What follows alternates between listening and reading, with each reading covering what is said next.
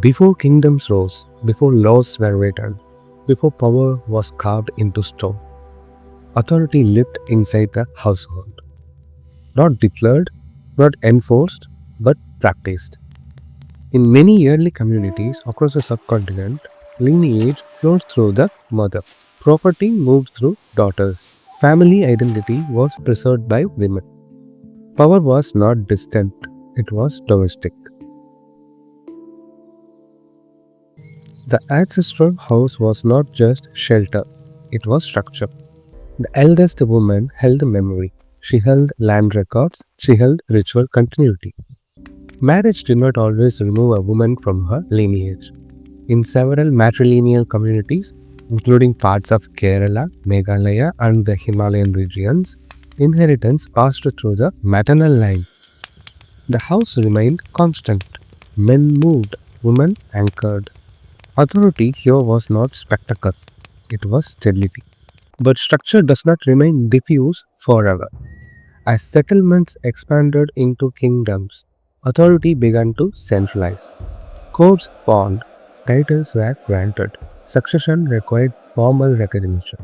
Power moved from courtyard consensus to elevated platforms. Oaths replaced kinship memory.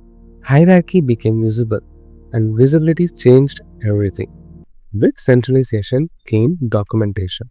Decisions were no longer only spoken, they were inscribed. Walls carried stories, genealogies were carved, victory was memorialized in stone. The state began to define continuity. Lineage was no longer preserved only through mothers and households, it was recorded through degrees and monuments. Memory shifted from living body to architectural permanence. Authority became archived. As kingdoms expanded and legal system formalized, inheritance and authority became codified. Land ownership was recorded. Titles were sealed. Leadership did not always sit on a throne. It sat in courtyards, in councils, in decisions about land and kinship. Women did not merely participate. In certain societies, they determined succession, property distribution, and clan continuity. Power was relational, not centralized. And when power seeks permanence, it reaches for the sacred. The divine becomes the ultimate stabilizer. The feminine, once lived as a lineage and property anchor, rose in symbolic form, not erased but transformed. Goddess transitions flourished. Durga, Lakshmi, and Kali. The divine feminine embodied strength, property, destruction, creation. Temples rose, which was formalized, but something subtle shifted.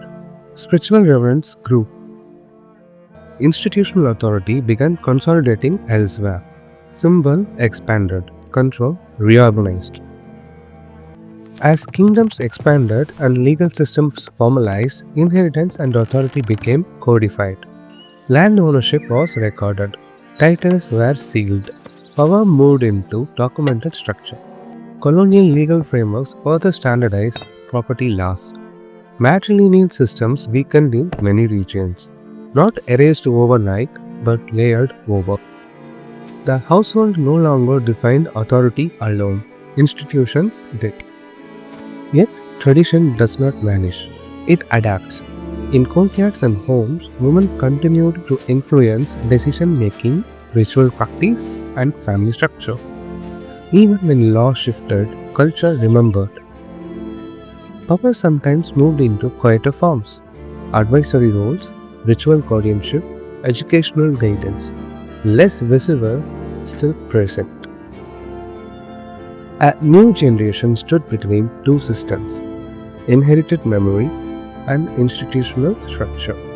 Girls walked through corridors lined with portraits, observing history without always being told it. Education expanded. Urban migration reshaped families. Joint households fragmented. Yet lineage did not disappear, it changed shape. Across India, today, matrilineal communities still exist. The Khasi and Garo in Meghalaya, several tribal societies across the northeast and south. In these communities, property still passes through daughters.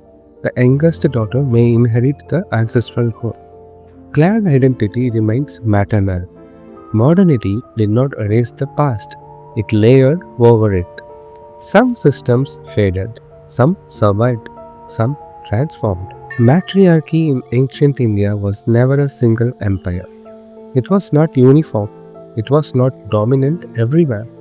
It was regional, contextual, and complex. But it existed, and its influence remains in inheritance customs, in ritual practice, in cultural memory, and in the language of reverence towards the feminine. Power is rarely permanent.